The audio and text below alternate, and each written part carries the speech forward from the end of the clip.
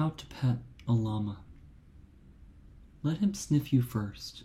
Breathe easy. Look him in the eyes as you would your mother. Don't pet the head. He doesn't take being treated like a dog. Keep your hand at the neck, your palm down, as if smoothing out wrinkled linen.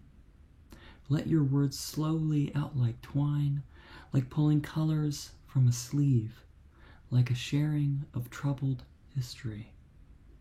Llamas carry conversations as if seated in a rowboat before fog has lifted, as if pausing to hear the long echo after a good shout.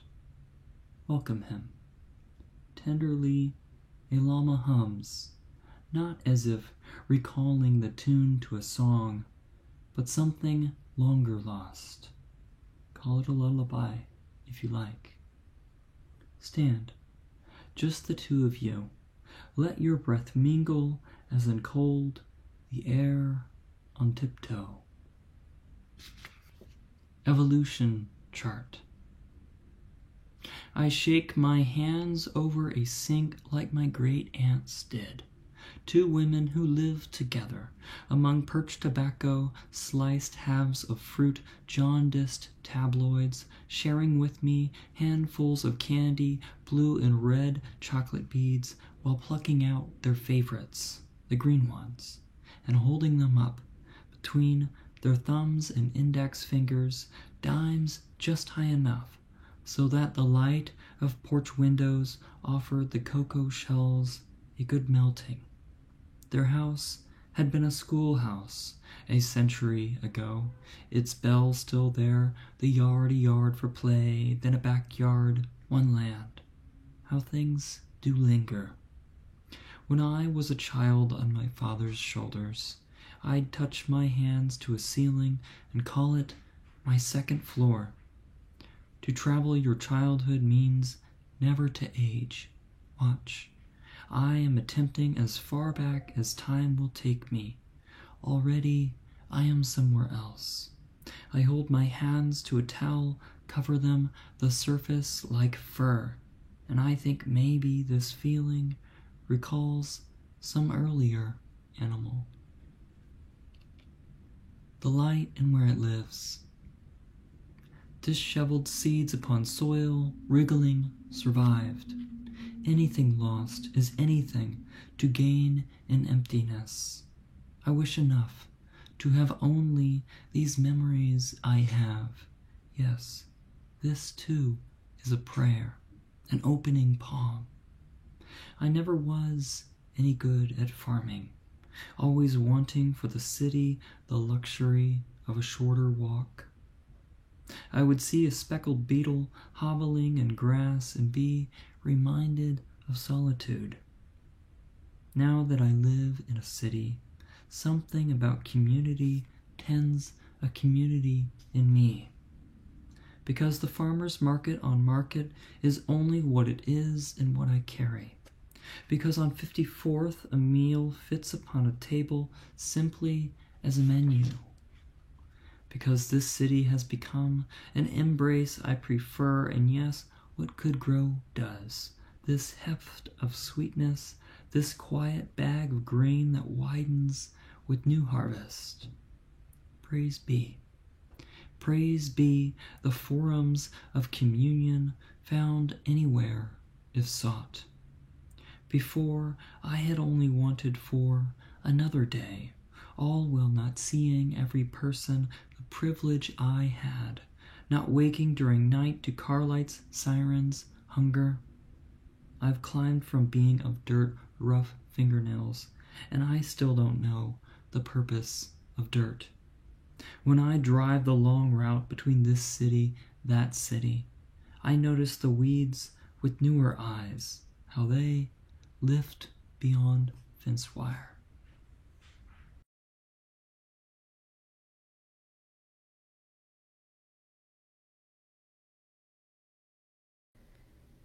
My dad died a week ago, and I search for a hawk. I test my gut. I kissed the top of his urn like I kissed his dead forehead in the moment after. The feeling of his skin under my lips, chalked with cooling sweat. I stand in the middle of a field and pretend to pray. I chicken out halfway to belief. I reach out my arms and pretend I can feel energy pulsing in the wheat stalks. I read my horoscope and go back to work. My sister and I listen to the voicemails he left us while we drive to the restaurant. We listen to the voicemails he left us. I hear him in the crackle in the static. His funeral flowers have barely begun to wilt. That must be a sign. There's a storm flashing low in the distance. That must be a sign. The wind on the back of my neck is warm, and it must be a sign. I touch the soft belly of a raspberry, and it feels just like his lower lip, as I fed him his pills one by one just a few days before. I pluck each berry, place them in my bucket, and each becomes a new mouth, a gallon's worth of him dying again and again. I pick raspberries and smell the breeze and wait for a sign. There is a spider.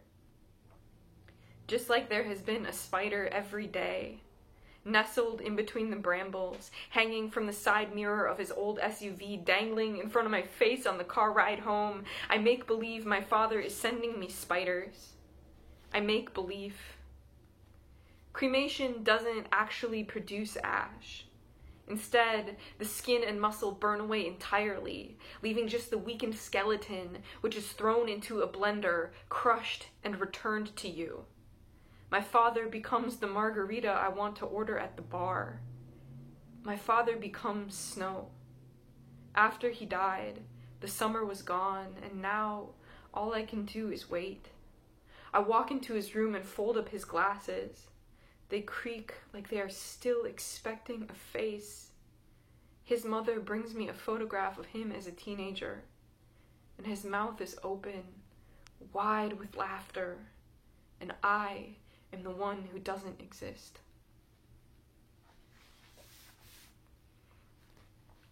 It's going to be okay. I knew it when I started thinking of it as getting my money's worth out of therapy. When I could laugh again. When his eyes were again eyes and not just shadows on his face. When my mom stirred his ashes so they wouldn't solidify into a solid lump. When the dust flew everywhere and she didn't even wipe it off. I knew I would be okay because I always have been, I guess. Even when rape was the gospel preaching inside my body. Even when I came out and was handed a Bible dipped in blood, I imagine the universe looking out for me. The stars blinking like thousands of tiny lanterns. Grief is a thing which grows from love, not fear. I pay attention to my veins now. I can feel them sitting inside my arms and stomach, and I know about death. But I also know about loving someone until the very end. The magic of a last breath, which is the same magic of the first, where everything is dazzling and treacherous. I don't think we need to live forever in order to matter. I think we die and we are gone and our bodies rot or are else burned and crushed up and we go back to the world. Except different this time. Sugar in a jar, plastic nightlight, whatever's inside of an acorn that makes it grow. Thanks, everyone.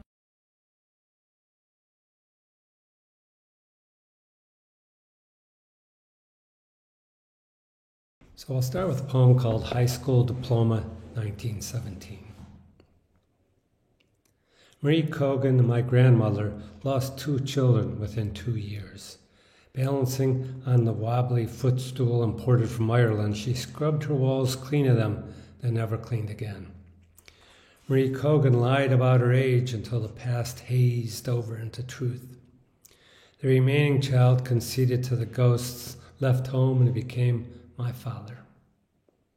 Marie Cogan brushed my sister's hair with the violence of a true believer and took communion for superstitious reasons. Marie Cogan played cards with neighbor ladies and collected music boxes, though eventually lost her false teeth and believed I was a doctor come to save her. She took her diploma to the home where it hung above her bed, alone without photographs. Marie Cogan in stately scrawl, enlarged by pride, Few girls finished. Not one careless scrap of her dead children in the stinging white of her tiny shared room lit by music boxes and the stench of dying. My grandfather, entering late here through the back door of their rotting wood frame house, takes off his work shoes and hat, washes up at the sink, and heads to his old, cold room in the back. He quit school to work at Packard's, lying about his age, then had to lie again, pretending to take the day off to sign up for the draft. The only lies he ever told, except for the ones of omission, as far as I know. I, who carried both their caskets and laid them into the earth next to the graves of those two children, brushing away dirt from flat stones carved with the names never spoken except haltingly once by my father. Marie Cogan, the priest intoned. She lived her whole life in one house until she could no longer. Marie Cogan, I will sing her name in the old English script. Holy Redeemer High School, have mercy on us all. And the next poem I'd like to read is called Spanning. Spanning. I love bridges. The narrower the better. So narrow you have to wait for a car coming the other way. Wave it on so you can be joyful and generous and wait your turn. You have to slow down and not scrape the sides with your vehicle or psyche, tenderly gripping the steering wheel and commenting on the weather seeping in through the suddenly musical windows to whoever might be listening. And you love whoever forever, even if they're asleep in the back seat, slack mouths agape. You're moving slow enough to feel the bridge sway, adjust. Even though you have not risen, you are now above, almost hovering, floating, almost flying over air, water, steep hillsides, as if God had rolled his magic dice and called your name. Or so you imagine, so you're hearing, because you've slowed down and turned careful, and the world has blanketed your loved ones in seats around you. And you might see someone, not a toll taker or inspector or customs official or uniform, not someone with a handout for documents or payment, just someone looking up or across or over or even down from higher ground. Someone who sees you pause on the bridge. Oh, the many journeys, the many bridges you might never cross again. As someone who offers the generous, unexpected gift of a hand waving in the air. You wave back. And the last poem I'd like to read is called Honorary Honor.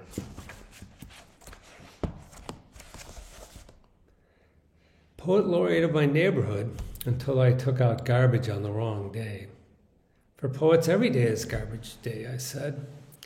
Tell that to the landfill, they said. They appointed the blind woman across the street to replace me. She's loud but polite. Poet laureate of my house until I forgot to make my bed. I'm just going to lie in it anyway, I said. They said, you're sleeping on the job, and appointed the dog instead. His poem's untranslatable, but he offers protection. Now I'm poet laureate of the closet. Everyone loves me there. Alone in the dark. Thank you.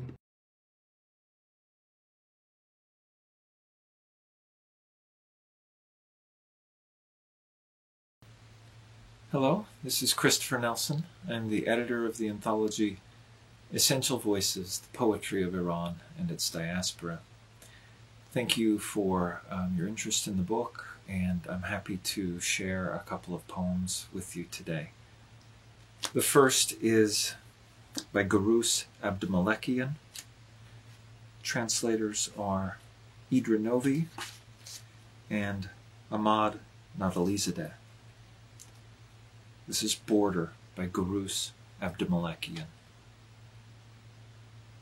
I am in repose as my wife reads a poem about war. The last thing I need is for the tanks to advance into my bed. Bullets have made numerous holes in my dreams. You put your eye up to one of them. You see a street, its skin whitened with snow. If only it did not snow.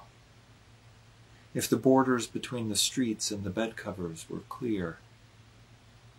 Now the tanks have crossed the trenches into our bed sheets, and one by one they enter my dream. I was a kid. My mother washed the dishes, and my father returned home with his black mustache. When the bombs poured forth, all three of us were children. The following pictures of this dream will tighten your chest. Shut your eyes. Put your lips on this little vent and just breathe. Just breathe. Breathe. Breathe. Damn it. Just breathe. Breathe. The doctor shakes his head.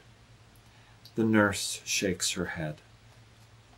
The doctor wipes the sweat from his brow, and the green mountain chain on the screen turns to desert. And a poem by Hassan Alizadeh. The translators are Kayvon Tomasevian and Rebecca Ruth Gold. This is Good Faith by Hassan Alizadeh.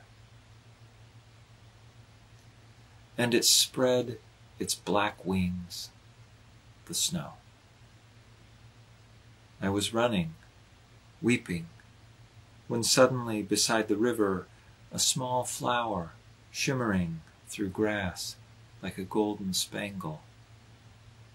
And the wind was out of breath.